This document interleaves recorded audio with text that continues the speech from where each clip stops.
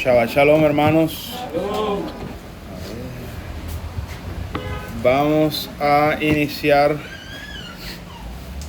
la enseñanza de la parashá correspondiente al día de hoy.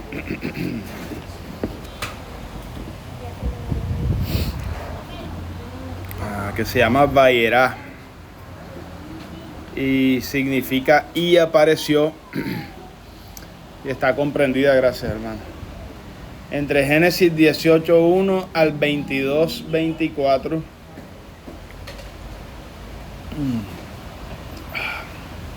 Y es en el mismo Génesis 18:1 donde aparece la palabra de la cual toma nombre esta parashá, ¿verdad? Dice Génesis 18:1: después le apareció Adonai en el encinar de Mamre, estando él sentado a la puerta de su tienda en el calor del día. Entonces, como esa sección de la escritura inicia con esa palabra, en hebreo es Vayerá y significa y apareció, y por eso el nombre de esta parashá, o esta porción de las escrituras que se va a estudiar hoy. Esta parashá pues contiene varios temas que podemos nombrar. El primero es la aparición de los tres ángeles que vienen a visitar a Abraham y anuncian que Sara tendría un hijo. Eso está entre Génesis 18:1 hasta el 10. Después aparece la reacción que Sara tiene de incredulidad y burla o risa de que dará a luz ya siendo ella pues vieja y su esposo estéril. Perdón, su esposo viejo y ella estéril, al revés. Eso está entre Génesis 18 del 12 al 15. Después viene la intercesión que hace Abraham por Sodoma y Gomorra, sabiendo que ahí estaba su familiar. Entonces esa intercesión es narrada entre Génesis 18:23 al 33. Como él pide que salve o libre del juicio de Dios a estas dos ciudades y las que estaban aledañas a él. Luego en Génesis 19:24 al 29 se narra la destrucción de Sodoma y Gomorra. Pues Dios había decidido ya que el colmo de su maldad había aumentado tanto que iba a mandar un castigo para ellas. Después viene el nacimiento de Isaac, el hijo que Dios había prometido. Y eso está narrado en Génesis 21 del 1 al 3, donde Dios sí cumple la promesa a pesar de la burla de Sara y de la felicidad que Abraham le dio esta noticia que Dios le daría. Y pues también después sale la narración de la expulsión de Agar e Ismael en Génesis 21 del 9 al 21. Recuerden que Sara dijo, no, es que si no hacemos algo nosotros, si no tomamos en nuestras manos las bendiciones que Dios tiene, entonces se te va a ir tus riquezas y van a llegar a caer en manos del Damaseno, de Eliezer, el criado de Abraham, el siervo.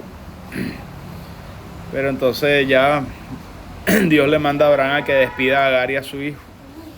Y al final tenemos el tema de la prueba que Dios le hace a Abraham. Dios prueba la fe de Abraham pidiéndole que sacrifique a su hijo.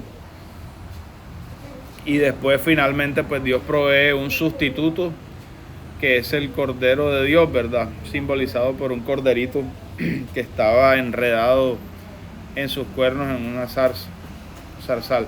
Eso está en Génesis 22 del 1 al 14.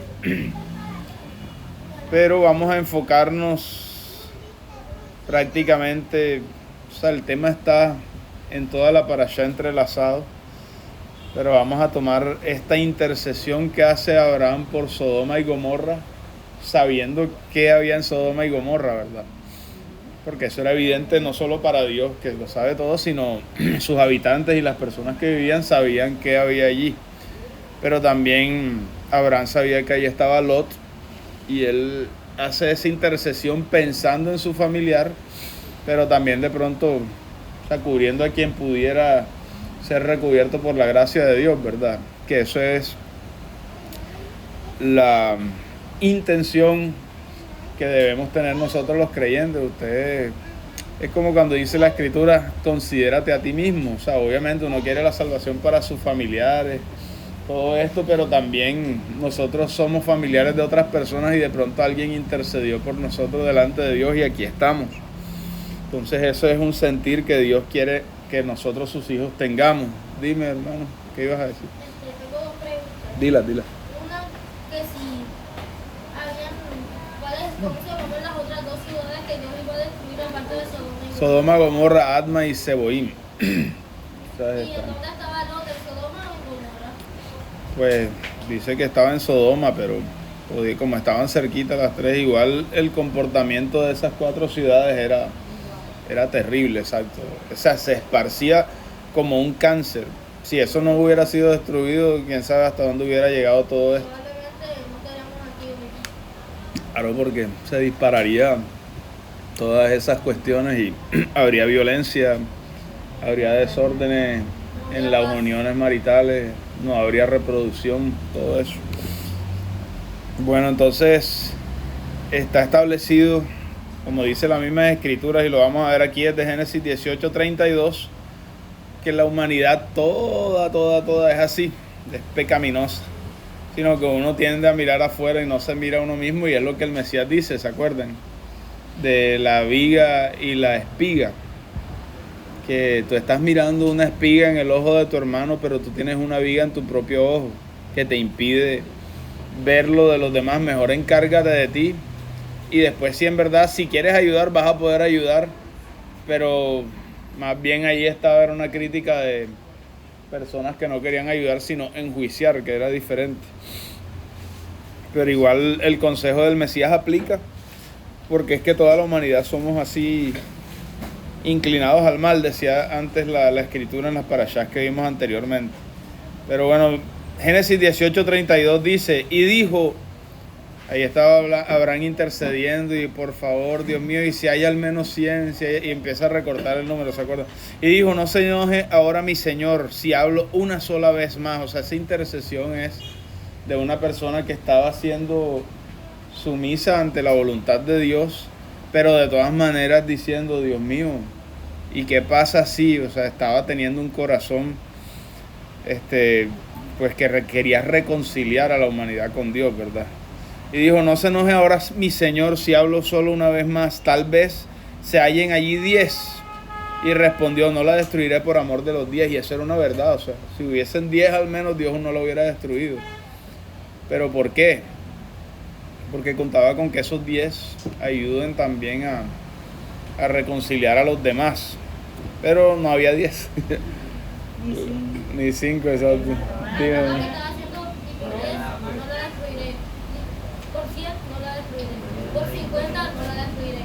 Por 30 no la destruiré. Por 20 no la destruiré 620. Y él confió. Por 10, no. Él dijo, ya debe haber al menos 10, era la idea de Abraham y tal. Ya con eso quedó tranquilo, no la va a destruir, y mi amigo, mi pariente Lot no va a sufrir las consecuencias junto a su familia. Él se fue tranquilo.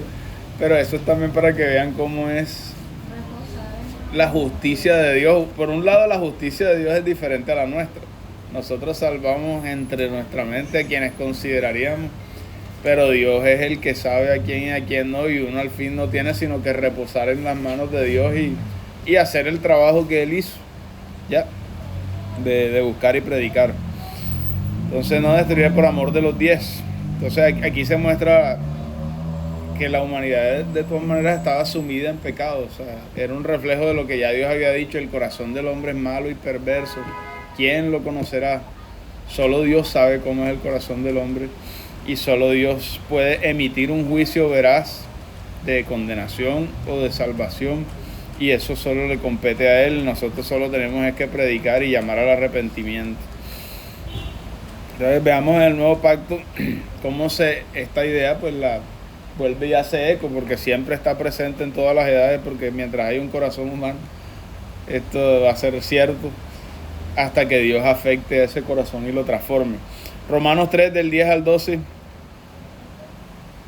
dice, como está escrito, o sea, ya eso estaba en el Salmo, no hay justo ni aún uno, no hay quien entienda, no hay quien busque a Dios, todos se desviaron, a una se hicieron inútiles, no hay quien haga lo bueno, no hay ni siquiera uno. Esto es una verdad por encima de lo que estábamos viendo acá en Génesis. ¿Por qué? Porque Gema dijo, no, ni hubo 6, no había ni 5, ni 4, ni 3, ni 2, ni 1. Pero Dios cobijó a Lot y a su familia, y mire que con todo y eso que hicieron las hijas de Lot después, ustedes cacharon y se volvieron a equivocar, lo que significaba que ellos tampoco eran justos, eran justificados, que es lo que estábamos cantando ahorita. Que somos justificados, hemos de cantar con gozo. Amén, y cantamos con gozo porque decimos, sabemos que no lo merecíamos, pero Dios nos los dio, y Dios nos permitió y nos dio ese privilegio y nos transformó y nos sacó de las tinieblas a la luz admirable. Entonces, la realidad es que no había ni siquiera un solo justo para sostener la salvación de la humanidad. Y cuando Dios estaba llamando justo a Abraham y también estaba considerando justo a Lot, era porque ellos habían escuchado el evangelio a través de sus siervos y Dios los había cubierto, como cuando cubrió al pueblo de Israel en Egipto cuando le dijo, agarren un corderito de menos de un año, lo sacrifican y pintan, y él pasa por alto el juicio que sí se merecían. ¿Ya? Entonces, eso es lo que nos está recordando allí el Brit Hadashah, el nuevo pacto. No hay justo ni aún uno, ni siquiera uno. ¿Ya? Pero Dios hace misericordia de los que le aman y guardan sus mandamientos y le buscan y se arrepienten y escuchan su palabra. Ahora, esto nos da a entender que hay una necesidad en la humanidad de que hubiese un solo justo para que él pudiera sostener la salvación de aquellos justificados. Si una sola persona justa existiera, toda la humanidad estaría técnicamente salvada. Esa persona podrá convertir a más y más y más y más. Tal cual. Y esa persona es Yeshua, es Jesús, el Mesías. En virtud de él fue que Dios perdonó a Lot y a sus hijas, y después también perdonó a Noé y a sus hijas, sus hijos y las esposas, ¿se acuerdan? Y así es que él ha ido perdonando y perdonando y pasando por alto, sabiendo que llegaría el día en que el pecado sea exterminado, y ya llegó ese día en la cruz. Pero todavía queda la reminiscencia del pecado en nuestros cuerpos, que va a ser fulminada, y sabemos que se va a cumplir porque la primera parte de la promesa se cumplió. Es similar acá, cuando Dios le dice a Abraham, van a tener un hijo, y lo vas a tener tú con Sara, no es otro lado, no busquen más. Vas a tener tú con Sara y Sarai. Y le pone un límite, vas a hacer en un año después de esta visita, vas a ver que vas a tener el pelado ahí. Abraham se puso contento y se rió de alegría. Sara se rió de, no creo, pero Dios cumplió. Y el hecho de que haya nacido Isaac significaba que en él tendrían descendencia, y por eso es que ocurre cuando Dios le prueba la fe a Abraham y le dice, bueno, ahora dame a tu hijo al que amas y sacrifícamelo a mí. Y él dijo, yo lo hago, Señor, porque yo sé que tú cumpliste la imposibilidad de que yo pudiera tener un hijo en mi vejez, casi 100 años, y la esposa estéril de toda la vida de estar buscando un hijo y nunca pudieron. Y Dios les dijo, van a tener un hijo en un año, y lo tuvieron, y después Dios me lo está pidiendo y que lo sacrifique. Pero también Dios me había dicho antes, en él te será llamada descendencia, o sea que él tiene que tener muchos hijos míos, para que se cumpla la otra palabra que tú me habías dicho, oh Dios, de que de mí saldría una nación y multitud de naciones, y que en mi simiente, que viene ya prometida desde Adán y Eva, en esa simiente serían benditas e injertadas todas las familias de la tierra. Yo no quiero hacerlo, Dios, pero yo confío en que esta persona tú la has protegido y que no puede morir, y que si muere tiene que volver a la vida ella misma para cumplir lo que tú has dicho que va a pasar con él. Entonces él dice, yo voy, y él fue y casi que le entierra el cuchillo, y Dios dijo, no quiero que pases por ese trauma, ya sé que entendiste la resurrección. Amén. Y que entendiste las promesas que yo te doy, y que entiendes que yo soy un Dios que cumple su palabra, y que no puedo jurar por nadie encima de mí, pero ya sé que la confianza que tienes está bien depositada en mí, y de aquí en adelante todo lo que vas a ver es cumplimiento de la obra, y lo que no alcances a ver, Abraham, lo vas a ver aunque mueras. Todo eso lo entendió allí. ¿Sí entienden? Por nada más el cumplimiento del nacimiento de un hijo que no debió nacer, porque era imposible a ojos humanos. No era posible sacar un hijo de una persona de 100 años con una mujer estéril. Es imposible para la humanidad hacer eso. Pero lo que es imposible para Dios, para el hombre, para Dios es posible, no hay límites para él. Entonces, la necesidad de ese personaje, de esa única persona buena, era similar a esta promesa de que necesitaba Abraham que naciera alguien. Ellos también dijeron, bueno, ya yo sé que no soy bueno. ¿Qué creen que pensó Lot después de que fue salvado y vio el juicio de Dios? Y ni siquiera mire para atrás y vio que la esposa se convirtió en sal, quedó ahí deshecha. Y él sale con sus hijas y Dios lo salva. Y después dice, y miren lo que pasó, estas mujeres me emborracharon porque se olvidaron de las promesas de Dios y trataron de sacar unos hijos pensando que se había acabado el mundo. Yo soy una vergüenza, ellas también lo son y a nosotros nos están tratando como justos. Urgentemente necesitamos a alguien que sea mejor que nosotros porque es que yo no puedo. Y eso lo pensaron todos los llamados por Dios. Venga para acá, Moisés, yo soy tartamudo, yo no puedo hablar, a mí me da miedo, yo lo que sé, venga para acá. Que el otro, Isaías, yo he visto en un pueblo que tiene labios inmundos, yo soy vulgar, venga para acá. Pero es que yo sé que yo no, venga para acá. Y él llama a toda la gente de la misma condición en la humanidad y los pone de ejemplo y dice, vea, él pudo, usted también puede. Aquí no hay nadie que Dios coge, no, es que yo voy a agarrar a este porque este sí es cumplidor de tal mandamiento y tiene pensamientos muy puros. Dios agarra personas iguales y las levanta y después le dice, así debió ser la humanidad, pero estaban así y ellos también estaban como ustedes. Por eso es que se llama nuevo nacimiento, morir a la vida pasada. No es que Dios te cogió porque te vio a esa persona, porque si no tú hubieras sido el justo, el que se necesitaba, pero no había. Y todos experimentaban lo mismo y cuando son salvados más todavía se daban cuenta, Dios mío, ¿qué has hecho? ¿Por qué yo? No entiendo y tal. Ya vas a ver, espérate. Entonces esa necesidad de ese Redentor estaba prefigurada en Isaac. Y vamos a ver Génesis 22:13. 22:13, después de que Dios le dice, dame a tu hijo al que amas, sacrifícamelo. O sea, y ese sacrificio no era, tengo sed de sangre, quiero matar a un niño inocente, no. Necesitamos a alguien que sea tan puro, que no cumpla con los estándares de la humanidad de pecado y que esté en capacidad de redimir a sus familiares. O sea, ese era el concepto de redención. ¿Va a decir algo? Pero que sea humano. Exacto, y tenía que ser humano porque si no se podía decir que la humanidad merecía vivir. Si hubiese sido un ángel perfecto, que la Biblia dice que hay, hasta en sus ángeles hay sombra de variación. Si hubiese sido un ángel, la Escritura nos dice que lo tomó de la descendencia de Abraham, porque tenía que redimir a los suyos, tenía que ser un hermano. Y si fuese Dios como Dios siempre ha sido perfecto, Él no va a conseguir nada para sí mismo que ya no tenga Él. Él es el dador de todo don perfecto, es al contrario. Entonces necesitábamos a alguien de la humanidad que dijera, yo le pago la deuda a este y me lo deja libre. Y para eso Él tenía que estar en libertad y tener las condiciones para poder redimir y pagar a la humanidad completa. De manera que tuviera que ser su valor igual o mayor que toda la humanidad al tiempo.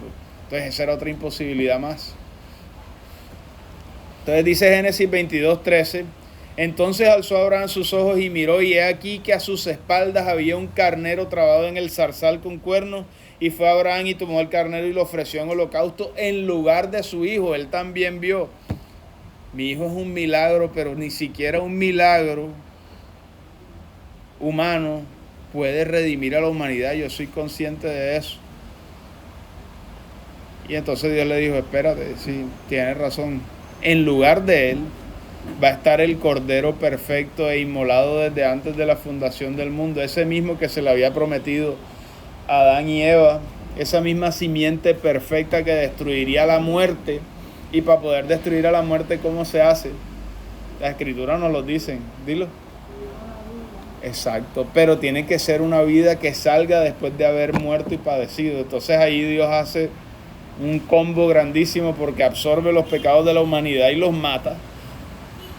en su propio cuerpo humano, diseñado específicamente para redimir a la humanidad, siendo Dios hecho hombre, absorbe los pecados de toda la humanidad diciendo, vamos a hacer una transferencia, yo estoy limpio, te voy a dar mi limpieza, pero para eso tienes que soltar tus pecados y dármelos a mí. Se cambian los roles, y el que no conoció pecado por nosotros se hace pecado, y el que sí conoció pecado toda la humanidad, por él se hizo puro, y después los pecados los mata en la cruz. Él se ofrece como ese sacrificio que Dios necesitaba para salvar a la humanidad. Ya te doy la palabra. Y entonces al hacer eso, los pecados de todo el mundo quedan pagados. O sea, la deuda literalmente dice, la paga del pecado es la muerte. Entonces todos los pecados han sido cancelados a través de la muerte del Mesías. Pero después, ¿qué pasa? Que libran de todos los pecados a las personas que acepten ese pago, que se acojan a ese beneficio, vamos a decirlo así. Pero además de eso, hay una persona que nunca pecó, que fue la que se entregó, y la muerte no la puede retener. Entonces la Escritura lo que dice es que mataré a la muerte, dice la Biblia. Es una persona que estuvo muerta y que después vuelve a la vida para nunca más morir con un poder indestructible. Entonces de esa forma la muerte queda herida para siempre en la cabeza, como dice las Escrituras, y toda la humanidad va a obtener ese beneficio y esa cobertura a través de esa victoria que Él obtuvo. Es una doble victoria porque derrota la muerte y también nos libera de los pecados propios. ¿Qué iba a decir, hermano? Porque cuando tú dices que alguien que nunca conoció el pecado es el pecador, o sea que para Dios también tuvo que ser complicado, o sea, que pereza uno y hacer pues lo que uno nunca fue pecador y lo que tanto yo desprecio, por decirlo así. Es que eso es parte del sacrificio. Mira, cuando las Escrituras dicen, el que quiera ser siervo mío, niéguese a sí mismo, o sea, deje de ser lo que es. O sea, Dios lo hizo también, pero al lado inverso. Él es santo, santo, santo, y se negó a su santidad temporalmente, pero para ensuciarse con nuestros pecados y quitárnoslos a nosotros. O sea, literalmente es como si se hubiera metido en un pozo de barro, a no decir otra palabra, y se metió allí y empezó a sacar gente, nos limpió y él se quedó todo embarrado de eso. Y por eso es que las Escrituras lo muestran de manera simbólica cuando leemos en Zacarías que dice que qué vestiduras son estas que tú traes. Quítenle esas vestiduras que están sucias, están impregnadas de muerte, están impregnadas de mortalidad, de todo eso, porque es que lo que tú dices es una cosa que se amplifica más todavía cuando tú entiendes que Dios es omnisciente, que Él lo sabe todo, sin conocer o sin estar en contacto con. Pero cuando Él entiende lo que tiene que hacer por nosotros, la Escritura dice que estando en forma humana, dice que sudaba gotas de sangre.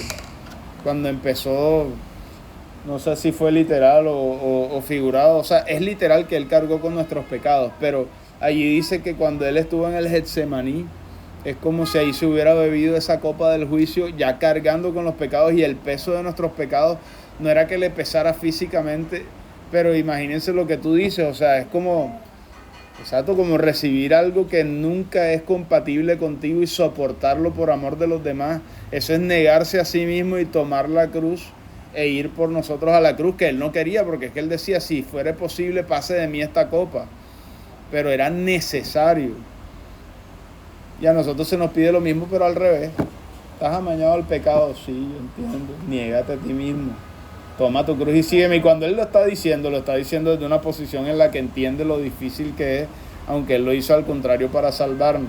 Ahora nos lo está pidiendo al contrario a nosotros, o sea, de la manera que es, deja el pecado y camina conmigo para que recibas bendiciones y para que lo glorifiques a Él que te salvó. Entonces, por eso es que Él es ese Cordero y siempre lo han identificado con el Cordero de Dios, pero vamos a ver un versículo de eso, Juan 1:29. O sea, este Cordero es un único Cordero, el cual conjuga todos los sacrificios en sí mismo. O sea, todo y cada uno de los sacrificios que las Escrituras mencionan en Levítico. Es Juan 1:29, hermano.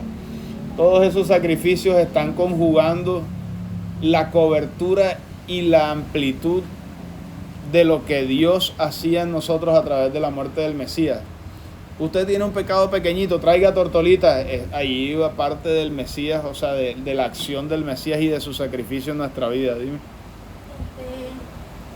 Una cosa, según tengo entendido, como tú estabas diciendo, ahorita con el sacrificio de Jesús, según tengo entendido, si uno comete un pecado y se arrepiente realmente de lo que cometió, según tengo entendido y según me explicaron, tu pecado se devuelve a ese momento, como si lo hubieras cometido Ya te explico. en ese momento. Es al revés, más bien. Cuando Yeshua subió a la cruz, Él cargó todo el cúmulo de pecados. Pon atención a esto. Cuando el Mesías va subiendo a la cruz, Él no era que solamente llegaba a los pecados actuales y pasados. Él llevaba todo el cúmulo de pecados de la humanidad, desde el primer pecado, desde Adán y Eva, hasta el último pecado que se vaya a cometer en la humanidad. Todos los pecados los absorbió Él. Porque es que nosotros no habíamos nacido cuando Él murió y resucitó, ¿verdad? Pero nuestros pecados están muertos en su sacrificio, porque Él nos tuvo en cuenta, todos y cada uno de los seres humanos, cuando absorbió los pecados. Entonces, lastimosamente, cuando pecamos, todas esas ofensas ya Él las había recibido de antemano. ¿Sí entiendes? O sea, todos los pecados que tú acumules en tu vida, Él los cargó ya en la cruz. Y entonces, pero eso no es como dice la Escritura, que entonces vamos a pecar, no importa, no. Lo que pasa es que eso era lo que le explicaba. Ok. Es como que cada vez que pecamos y vamos delante de Él, Es una ofensa. Él se acuerda Claro. de que por esos pecados fue torturado, vivió feo Sí, sí. y todo eso. Es que sí, lo que pasa es que es raro entenderlo en el tiempo y en el espacio. Yo te entiendo la cosa, pero sí es así también como te enseñaron, porque, o sea, cada uno de nuestros pecados era como, yo les he dicho varias veces eso, que en el judaísmo hay un concepto que se llama Hilul Hashem, que significa profanar o traspasar el nombre de Dios, como perforarlo, como si uno le metiera una puñalada, Hagan de cuenta que aquí está el nombre de Dios escrito y usted lo empieza a apoyar con cada pecado que usted hace, es una profanación al nombre de Dios. Entonces, literalmente, cuando el Mesías, que es Dios hecho hombre y siempre cargó el nombre de Dios, recibe nuestros pecados, Él fue perforado y profanado por cada uno de ellos. Por eso es que Él recibió un castigo tan tremendo que la Biblia decía que parecía una masa sanguinolenta, o sea, parecía carne molida. No lo reconocían. La Biblia dice en Isaías 52 y 53 que su aspecto no parecía el de un ser humano después de la tortura que Él recibió. Y la gente, fíjese, de todas las cosas que dijo la película esa de la Pasión de Cristo, que la mayoría eran mentiras, lo único acertado que tiene fue lo que más le criticó el mundo, que es que presentaron una tortura muy fuerte y resulta que eso es más o menos lo que más se ajustaba a lo que decía la Biblia. Lo demás, que salió un bebé chiquitico que era el diablo, un poco de mentiras ahí o sea, dañaron la realidad bíblica por una cosa y de todas maneras sí alcanzaron a acercarse a una de los aspectos que la Biblia dice que es que su apariencia no parecía la de un ser humano, iba a ser molido por nuestros pecados. ¿Usted ha visto carne molida? Sí, pero no la ha visto cuando la hacían antes en los molinos, eso que agarraban y metían la carne y la machucaban y la estripaban y entonces le daban vuelta y entonces salía todo eso así desbaratado. Así estaba. Entonces, el Cordero de Dios fue perforado, fue traspasado por cada uno de nuestros pecados.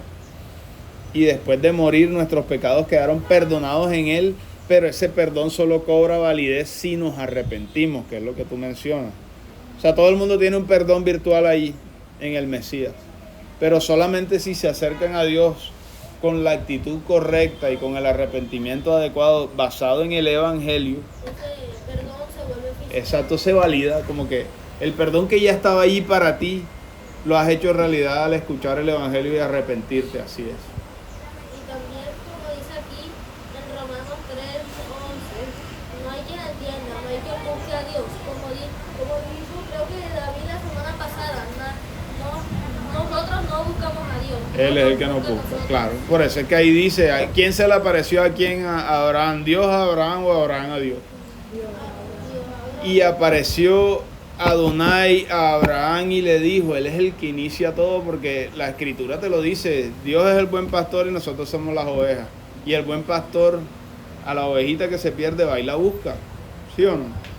Y vino a buscarnos a nosotros la humanidad, que era la oveja descarriada.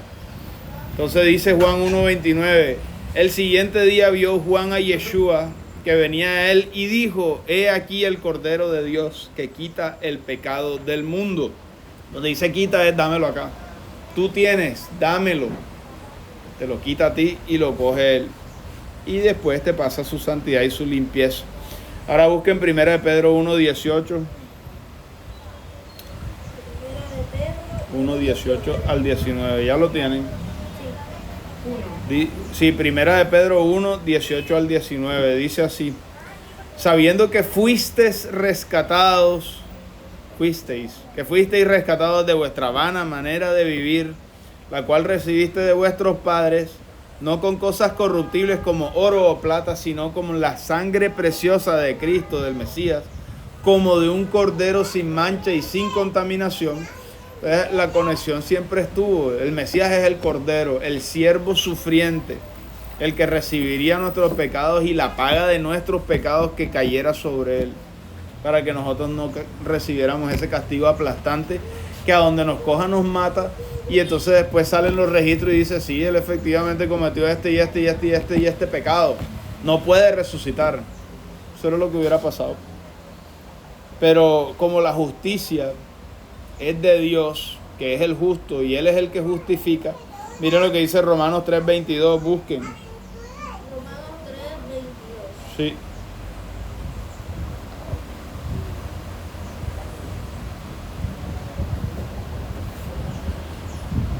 Ya lo tenemos.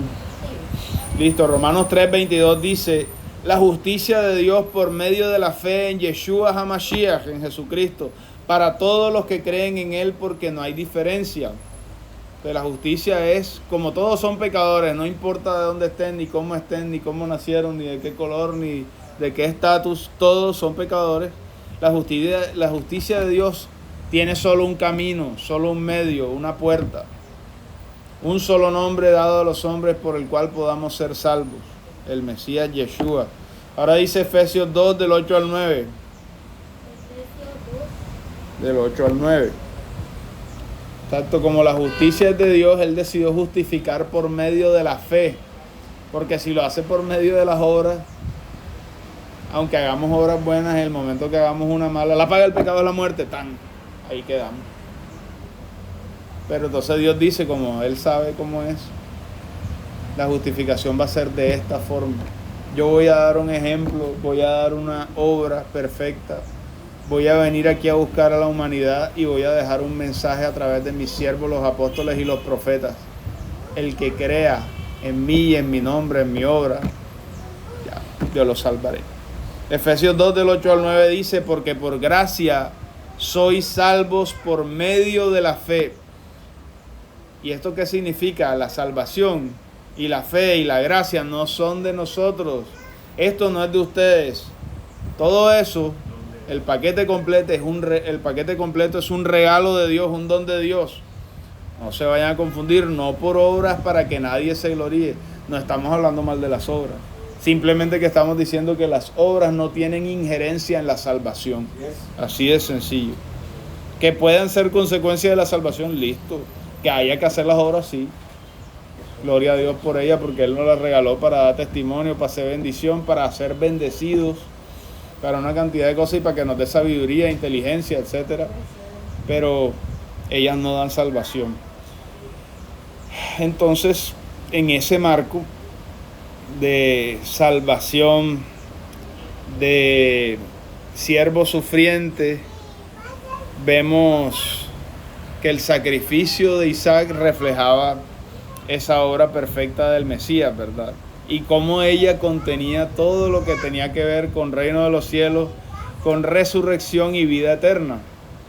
Entonces, vamos a repasar algo que está en la tradición pero es una oración que se hace, que yo les digo siempre, se llama tefilat. Tefilat es plegaria, oración. Akedat Yitzhak, o sea, la plegaria de las ataduras de Isaac. Entonces la usan en la liturgia judía como un recordatorio de este evento. Y la oración dice así, escúchenla porque tiene muchas cosas bíblicas y una temática de redención espectacular. Y ellos la rezan creo que todos los días. Bendito seas tú, Señor nuestro Dios, Rey del universo, quien bendijo a Abraham con Isaac su hijo. Y al igual que tú fuiste fiel en la prueba de Abraham y no te negaste a su súplica en la atadura de Isaac, su hijo, así también escucha nuestra voz en este día y no cierres tus oídos a nuestra súplica. Que esta oración alcance y tu presencia no desprecie nuestras palabras y que los méritos de Isaac tu siervo se eleven a ti. Y recuerda la atadura de Isaac, el hijo de Abraham, sobre el altar del sacrificio, así como cumplió tu voluntad con un corazón completo, así que tu voluntad siempre pudo ser cumplida por completo por todos nosotros, los hijos de Abraham, tu amigo. Aquí dicen cosas que en realidad son del Mesías Yeshua, ¿verdad? Porque ellos dicen que lo que pasa es que Isaac entendió, dice la tradición, que lo iban a sacrificar, pero él decía, Padre, me vas a tener que amarrar fuerte porque yo voy a tener reflejos de que no voy a querer morir y yo sé que debo hacerlo, algo así. Entonces amárrame fuerte, por favor, para que yo tampoco vaya en contra del propósito. Entonces ellos ven esa entrega y esa sumisión de ir a la muerte por una redención del pueblo, pero ese sentimiento en realidad lo ha tenido es el Mesías Yeshua. Digamos que no se sabe y que aunque hubiese sido así, que Isaac sí pidió que lo amarraran y todo, él no estaba calificado para hacer la redención, tanto así que el mismo Dios dijo, no puede ser Isaac. Y entonces pone a un cordero, y acuérdense qué fue lo que dijo el Mesías cuando, no sé si recuerdan ustedes, cuando estaba hablando con los fariseos, y el Mesías les decía, antes que Abraham fuese, yo soy, ¿sí recuerdan? Él le dice, que va, pero ¿cómo vas a decir que no tienes ni 50 años y ya dice que conociste a Abraham, estás bien de la cabeza? Algo así lo que le estaba diciendo, antes que Abraham fuese, yo soy. No entendieron que yo soy Dios, es lo que les estaba diciendo. Y después le dice algo que está conectado con este evento. Él le dice, Abraham vio mi día y se gozó. Y yo como que, che, ¿cómo así? ¿Cuál era el día? El día de la redención. Y estaba diciendo dos cosas ahí. Estaba diciendo que era Dios y también estaba diciendo el día en el que Dios nos redimió como humanos. Y ahí ellos entendieron esto, que el Mesías, el Cordero de Dios inmolado desde antes de la fundación del mundo, no era otro que Dios hecho hombre. Y eso lo dice también los profetas literalmente. Es en Zacarías con Ezequiel. Cuando dice, traspasaron mis manos y mis pies. No. Es un salmo, sí, pero espérate, estoy pensando es en el otro. Salmo 22, claro, lo pegué Salmo 22 con Ezequiel. Después les busco ese verso donde dice, ¿qué heridas fueron estas que te hiciste en las manos? No, me las hice en la casa de mis amigos. Y allí está hablando todo el contexto, Jehová, Yahvé, Dios, Dios, Dios. Y después dice que él fue herido por causa de su pueblo, de sus amistades. Y allí se está diciendo de que Dios es invulnerable. Entonces, ¿cómo Dios pudo recibir heridas en sus manos?